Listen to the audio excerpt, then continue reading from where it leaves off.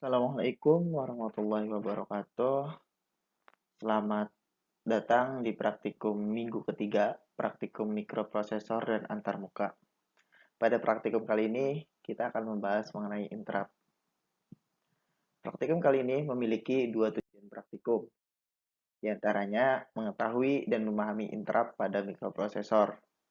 Yang kedua, mempelajari mekanisme interrupt pada mikroprosesor. Apa interrupt? Interrupt merupakan sebuah konsep embedded system untuk memisahkan event atau proses pada waktu yang krisis dari proses yang lain dan mengeksekusinya sesuai dengan tingkat prioritasnya yang telah diatur sedemikian rupa oleh mikroprosesor. Nah, kita sudah belajar mengenai tentang prioritas interrupt. Ada yang namanya first in, first out, ada yang namanya tingkat prioritas lainnya yang mungkin lebih detail diajarkan di dalam ruang kelas.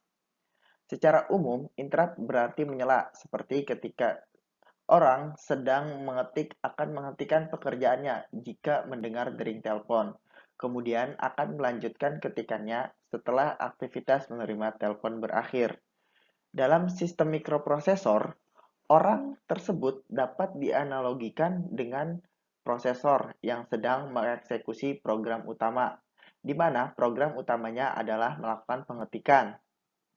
Dering telepon adalah sebuah interrupt, sedangkan aktivitas mengangkat telepon dan seterusnya sampai percakapan telepon selesai dapat dianalogikan sebagai interrupt routine, ataupun bisa disebut dengan proses interrupt-nya. Ada beberapa jenis-jenis interrupt. Satu, ada interrupt request atau disebut dengan IRQ. Ada IRQ exception, merupakan sebuah contoh normal interrupt yang disebabkan oleh sebuah low level pada pasukan NIRQ. IRQ memiliki prioritas yang lebih rendah daripada FIQ. IRQ exception dapat dinonaktifkan dalam mode privilege dengan mengatur bit CPSRI ke B1. Mengetahui bahwa interrupt berasal dari software handler, FIQ dan IRQ interrupt secara otomatis berubah menjadi aktif dengan menetapkan CPSRF dan bit CPSRI ketika FIQ terjadi. Yang kedua, ada fast interrupt request. Fast interrupt request atau disebut dengan FIQ mengurangi waktu eksekusi dalam exception handler ke normal interrupt.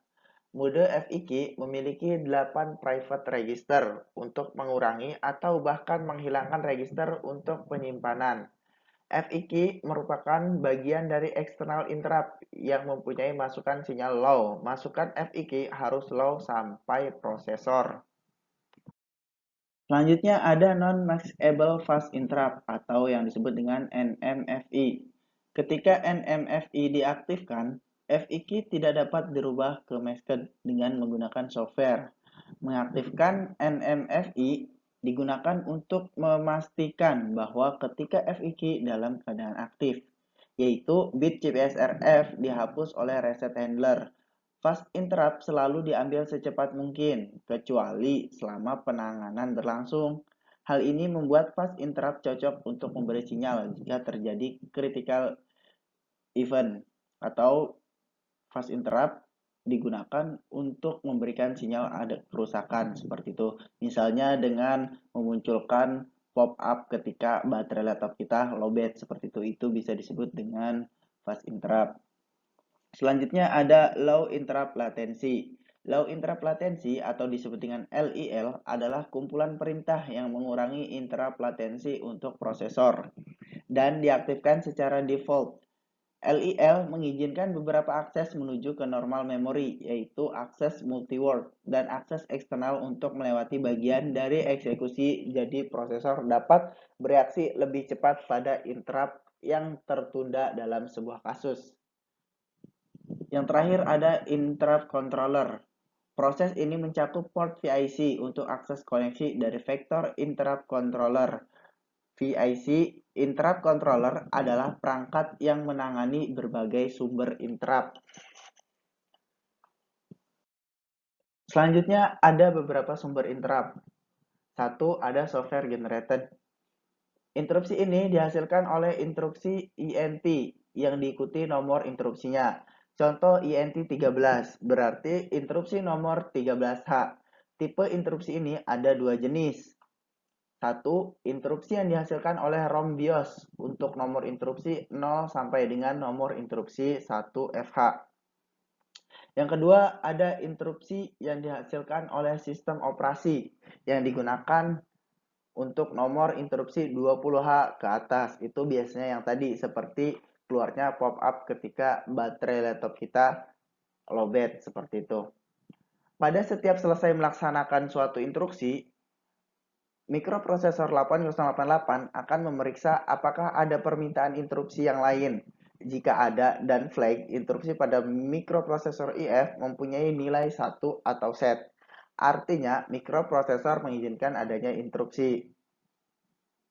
Adanya interupsi INT dalam program akan menyebabkan mikroprosesor 8088 meninggalkan program yang sedang dikerjakan dan mengerjakan rutin khusus untuk nomor interupsi tersebut. Setelah rutin tersebut selesai dikerjakan, maka mikroprosesor 8088 akan kembali ke program semula yang tadinya ditinggalkan. Selanjutnya ada hardware generated yang dihasilkan dengan mengaktifkan sinyal interrupt pada pin 18 di mikroprosesor 8088 active high. Adanya sinyal positif 5 volt pada pin 18 pada mikroprosesor 8088 akan menyebabkan mikroprosesor 8088 meninggalkan program yang sedang dikerjakan dan mengerjakan rutin khusus untuk nomor interupsi tersebut. Setelah rutin tersebut selesai dikerjakan, maka 8088 akan dikembalikan ke program semula. Seperti itu.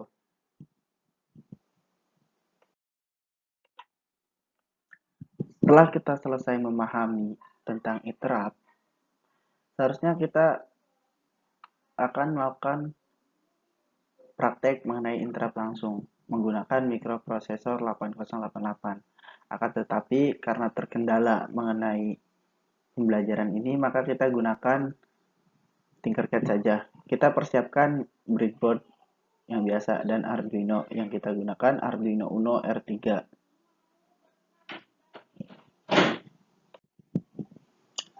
Setelah siap, kita lanjutkan menyiapkan 4 buah LED.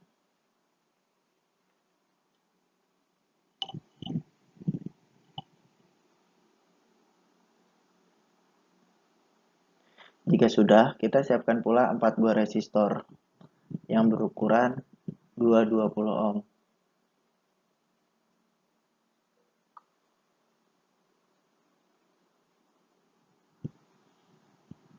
Kita rubah ukurannya menjadi 220 ohm.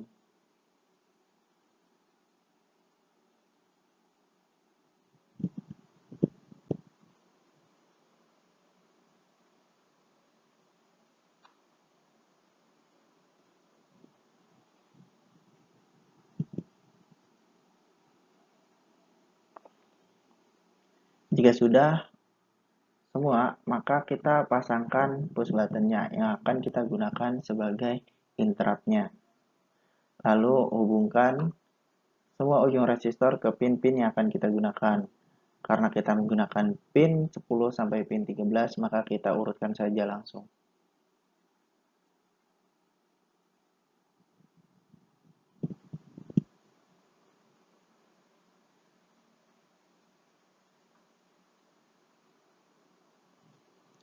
Lalu hubungkan pula pin button ke pin 2 Arduino.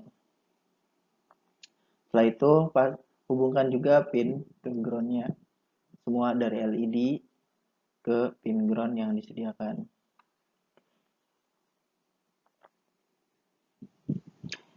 Kita cirikan menggunakan kabel warna hitam agar mudah membedakannya dengan yang pin yang digunakan ke LED dan ke Arduino.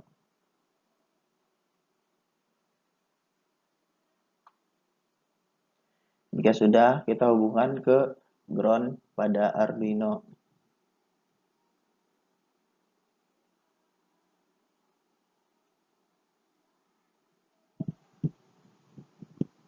Jika sudah semua, maka kita masukkan codingannya.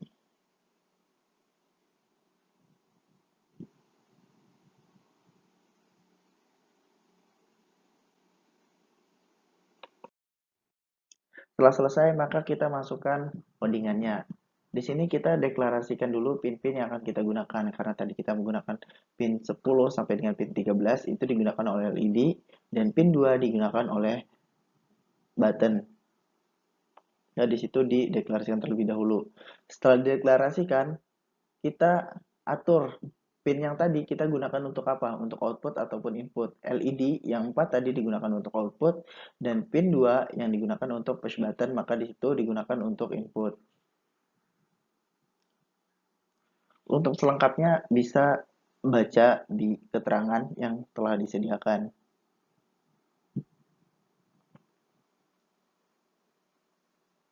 Jika sudah semua, maka kita lakukan simulasi. Nah, ketika dilakukan simulasi, maka LED akan berjalan menyala secara bergantian. Kan, tapi ketika kita klik buttonnya, maka akan terjadi interupsi, yaitu dengan nyala secara bersamaan selama kita tekan buttonnya. Setelah kita selesai makan interupsi, maka akan kembali seperti semula, berjalan secara bergantian. Seperti itu. Itu yang disebut dengan interupsi ataupun interrupt. Mungkin cukup sekian pada praktikum kali ini. Kurang lebihnya mohon maaf. Wassalamualaikum warahmatullahi wabarakatuh. Selamat mengerjakan jurnal.